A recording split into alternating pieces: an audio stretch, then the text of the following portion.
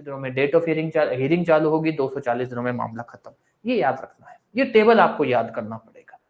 Procedure अगर पढ़ने हैं, प्रोसीजर अगर याद करने हैं, तो ये टेबल आपको याद करना पड़ेगा। अब ध्यान दे दो, अपने जो अभी का टॉपिक पढ़ा है प्रोसीजर, जो पूछा गया है, डायरेक्ट पूछा गया, हालांकि इसमें पढ़ने लायक इतना नहीं है, आपको कंफ्यूजन सिर्फ दिनों की हो सकती है, और ये दिन प्री में पूछे जाते हैं।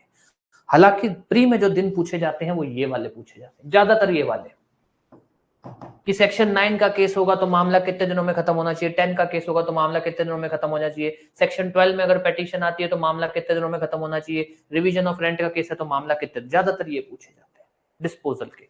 उसके अलावा ये पूछा जा सकता है बस, कि अगर सेक्शन 11 या फिर टेनेंट को इलीगली निकाला गया तो पिटीशन कितने दिनों में। ये जो है ना, ये प्री में बहुत अभी तक नहीं पूछे गए हैं, या तो डिस्पोजल या ये, पर अपने को याद करने हैं क्योंकि प्रोसीजर का क्वेश्चन आया हुआ है। दैट मीन्स एग्जामिनर के लिए ये एरिया सबसे इंपॉर्टेंट एरिया हो गया है, प्रोसीजर। कोई भी डाउट कुछ भी